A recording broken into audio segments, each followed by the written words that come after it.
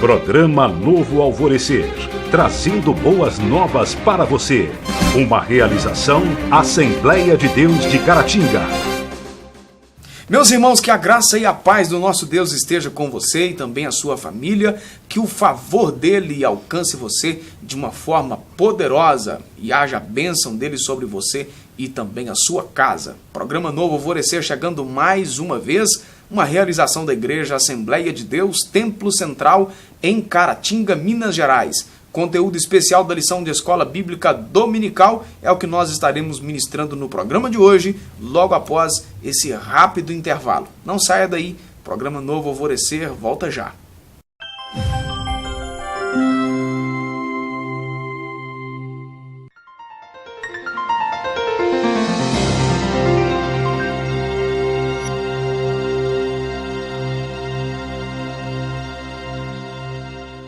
Continuando o programa Novo Alvorecer de hoje, comigo aqui no estúdio, Joás. Deus abençoe, Joás, bem-vindo mais uma vez.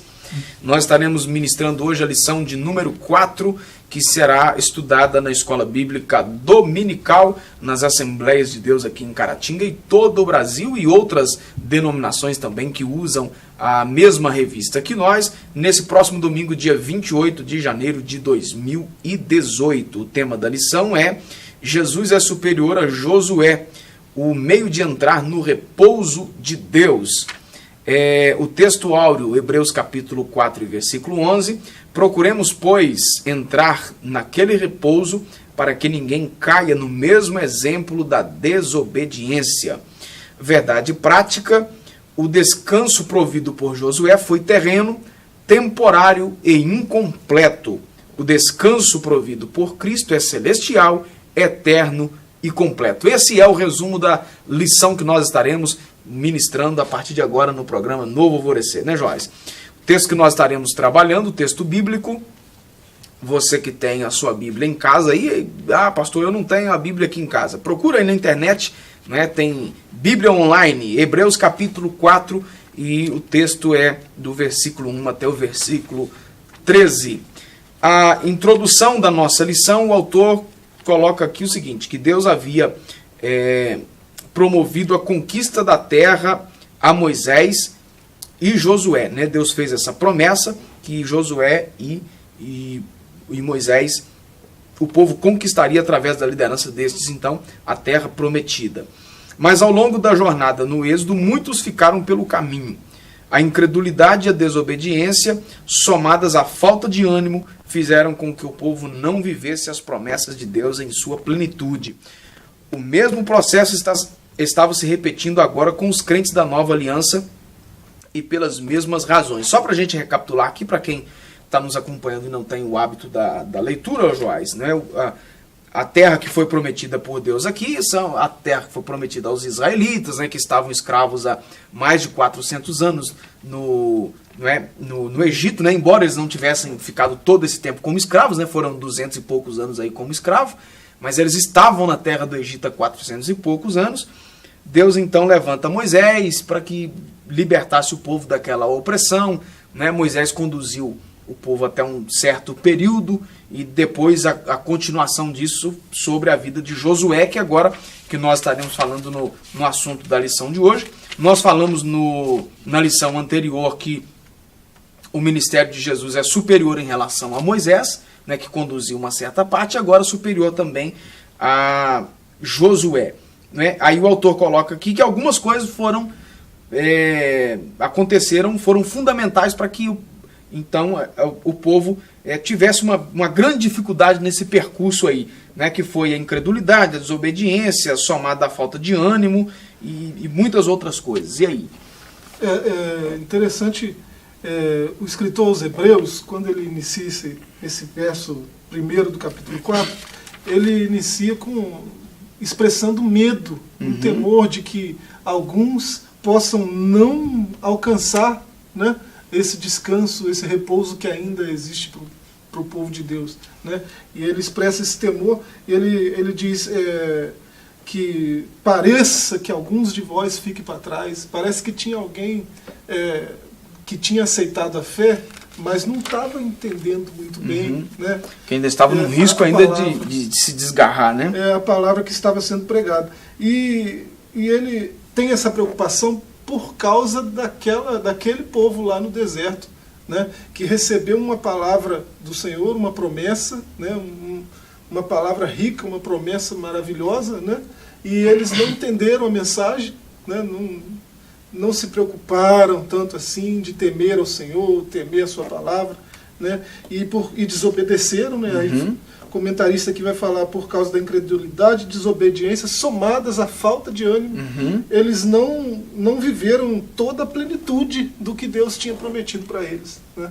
E por isso o autor aos Hebreus está preocupado com esses de agora, né? Da nova aliança. Porque parece que tem alguém no meio que não vai alcançar a plenitude das promessas por causa dos mesmos motivos. Desobediência, né? Incredulidade, desânimo.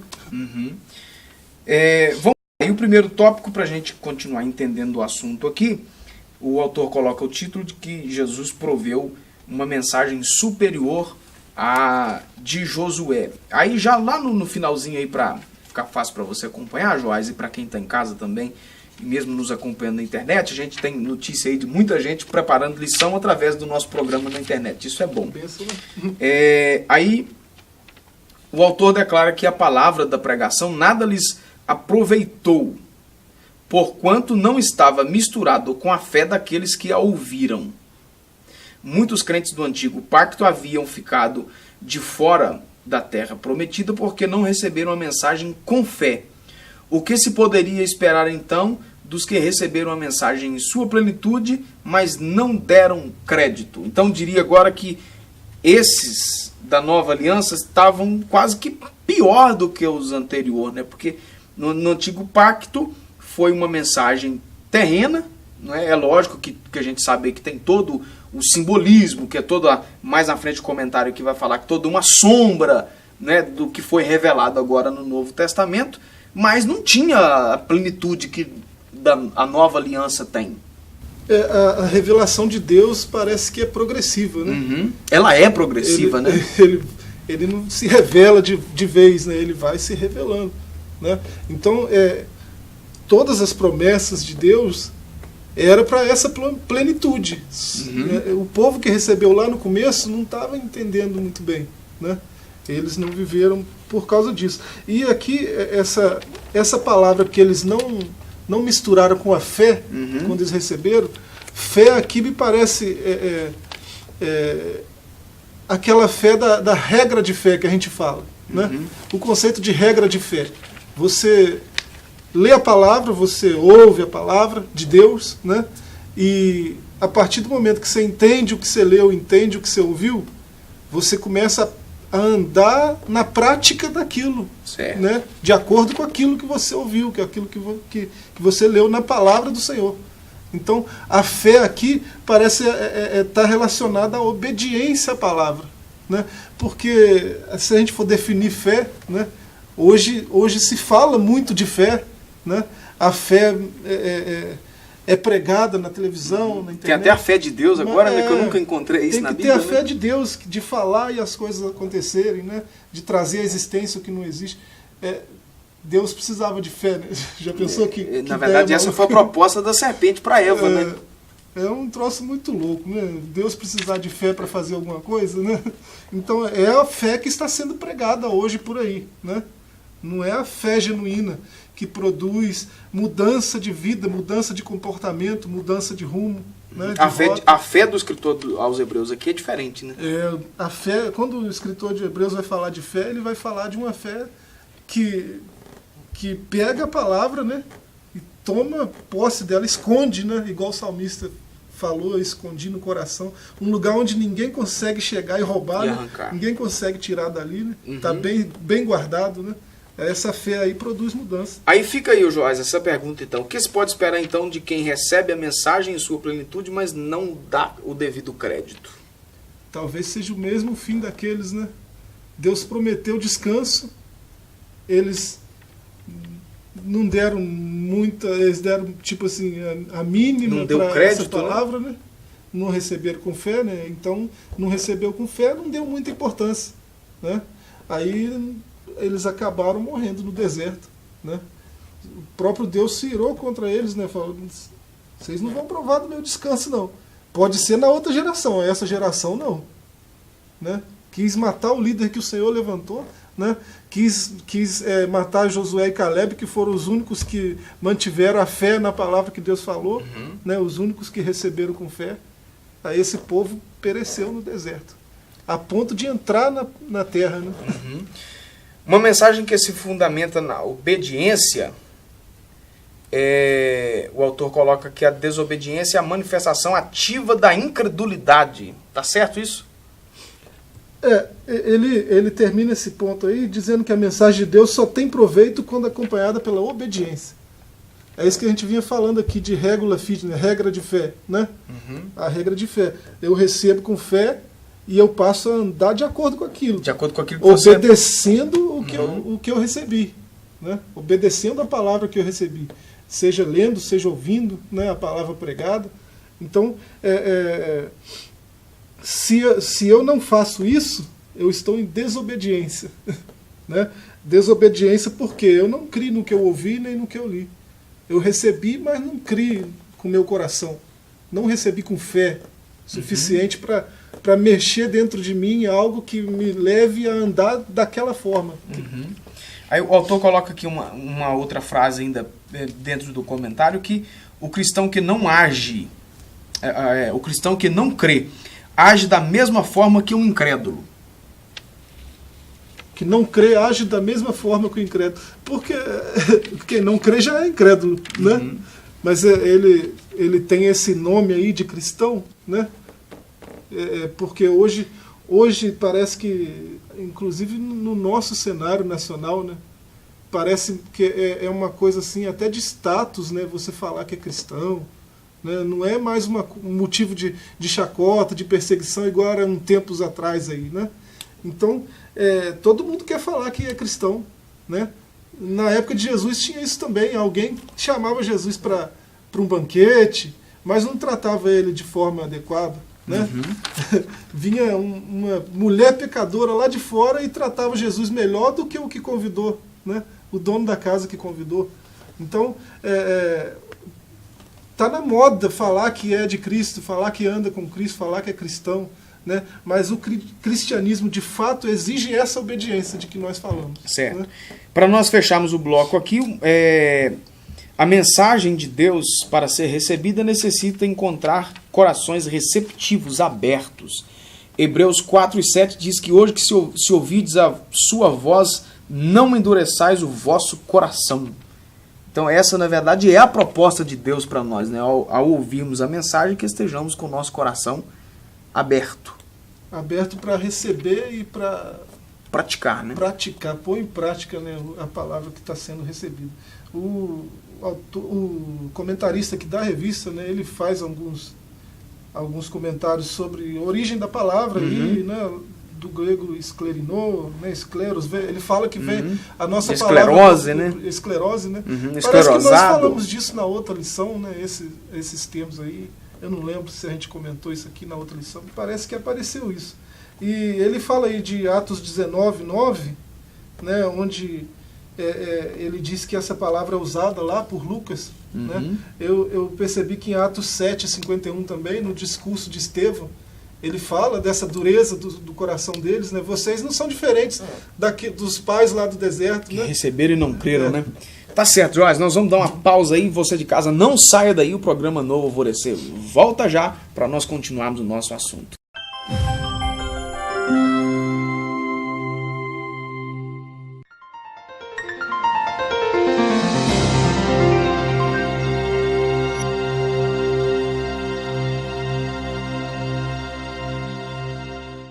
Continuando o programa Novo Alvorecer de hoje, o segundo tópico da nossa lição, Jesus proveu um descanso superior ao de Josué. E aí agora, para entrar de vez no assunto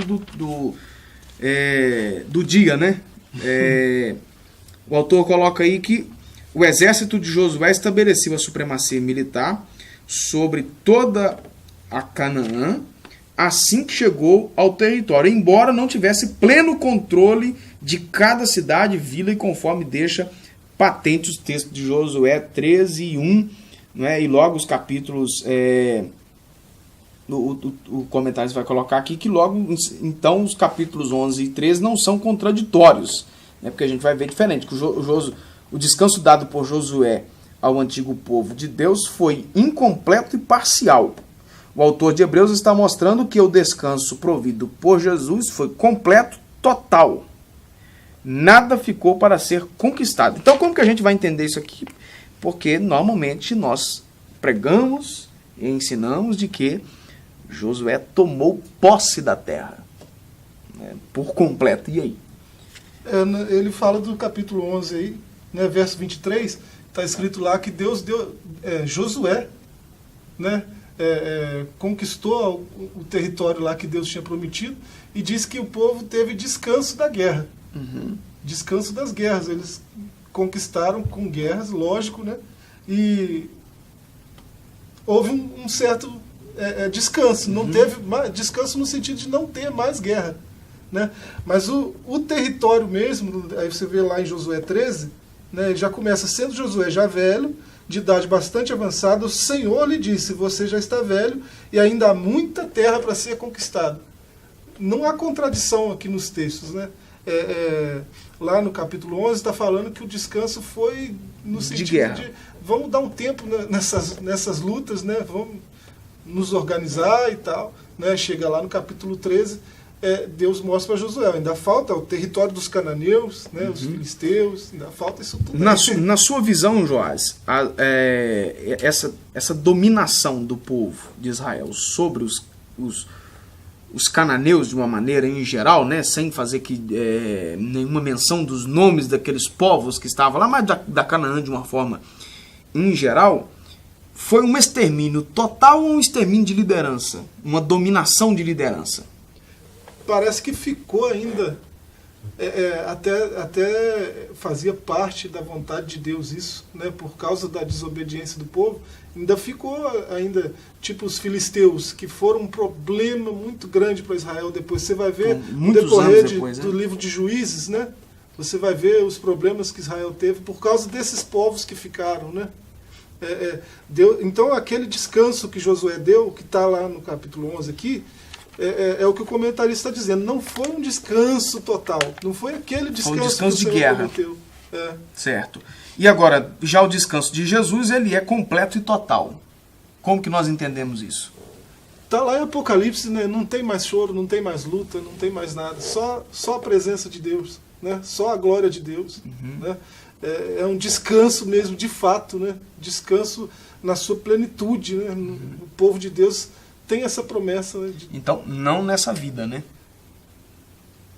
Não nessa vida, mas a promessa, até segundo Hebreus aqui mesmo, no verso 3 aí, desse capítulo 4 que nós estamos lendo, né, você pode gozar desse descanso ainda agora. Né? Ele diz, nós já entramos, nós que temos crido, já entramos nesse descanso. Então você começa a gozar desse descanso agora. Né?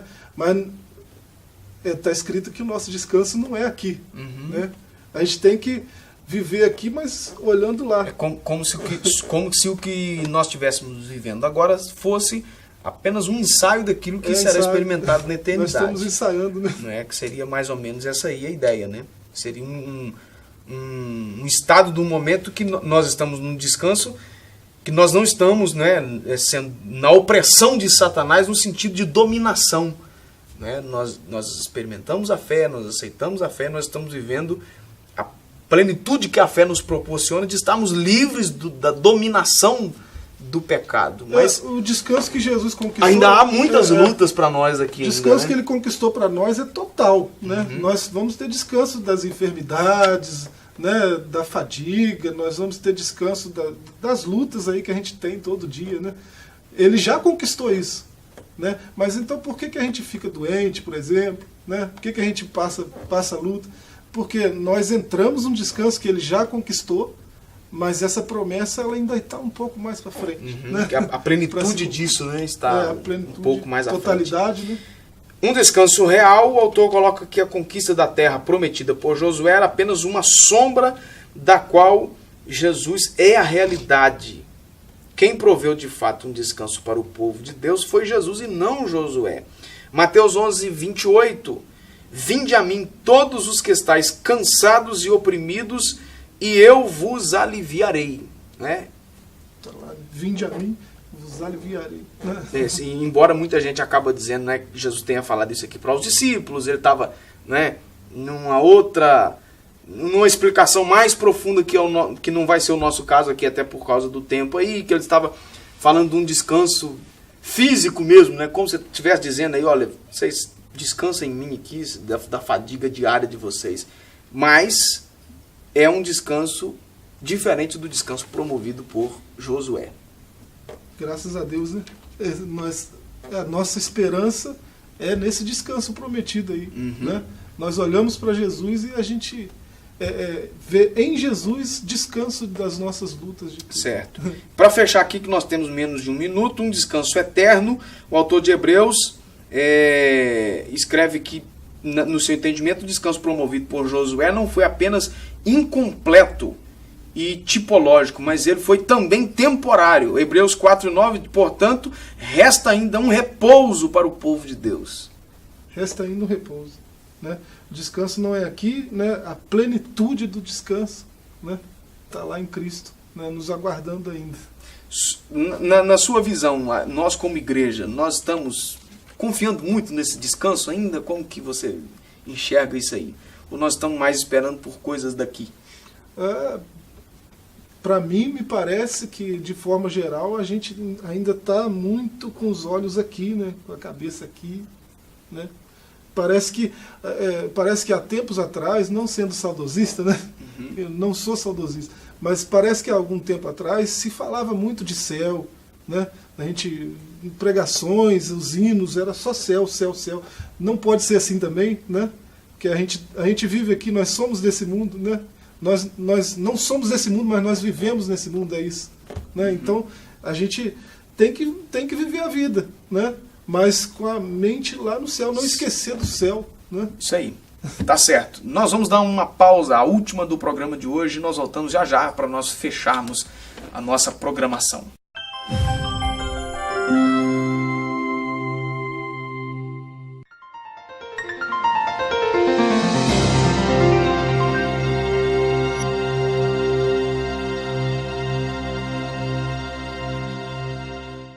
De volta com o programa Novo Alvorecer para o terceiro tópico da nossa lição.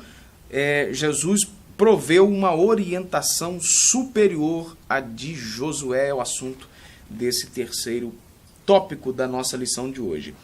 O autor coloca aqui, aqui no primeiro subtópico, novamente o povo de Deus estava diante de sua palavra, a palavra viva. Esta palavra não foi anunciada por um anjo, nem por Moisés, nem tampouco por Josué, mas pelo próprio Filho de Deus, Jesus. Essa palavra não mais se limita à letra, à lei, porque ela é viva. Jesus afirmou que suas palavras são espírito e vida. João capítulo 6, versículo 63. Como devemos nos portar diante da palavra viva de Deus? Parece que o jeito de ter acesso a esse repouso, essa plenitude desse repouso prometido, né, é a palavra. Né? Tanto é que a ênfase que o autor aos Hebreus dá nesse verso 11, né? Nesse verso 11, 12, 13, né? Que está aí na leitura aí, ele dá uma ênfase à palavra, né? Fala da eficácia da palavra, né? Que ela é viva e eficaz, fala do poder da palavra. Então parece que o meio que nós temos para acessar essa plenitude, esse repouso, é pela palavra. Então a palavra de Deus é espírito e vida. O próprio Senhor falou isso. Né? Essa palavra é a mesma que João falou no primeiro capítulo do seu Evangelho. É a encarnação do Logos, né? É poderoso isso aí, né? Além de vida, ela é eficaz, produz resultados, sendo de novo gerados não de semente corruptível, mas da incorruptível, pela palavra de Deus, viva e que permanece para sempre. Primeira carta de Pedro, capítulo 1, versículo 23. Um outro texto, Isaías 55:11, e assim será a palavra que sair da minha boca. Ela não voltará para mim vazia, antes fará o que me apraz e prosperará naquilo para que a enviei.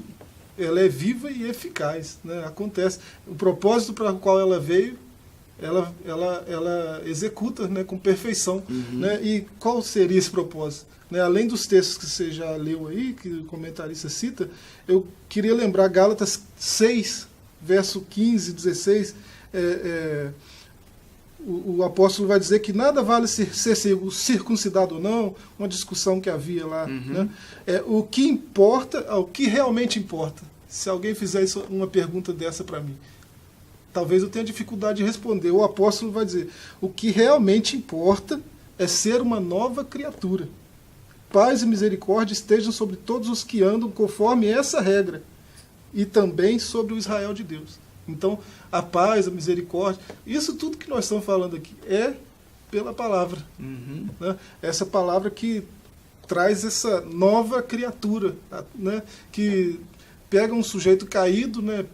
Pecador, condenado ao inferno, e transforma ele numa outra criatura, num outro ser. Né? Agora vive. De fato, ela cumpre, né, o seu propósito. Ela cumpre o propósito para que o Senhor enviou. Né? Você vê 2 Coríntios 5,17, né?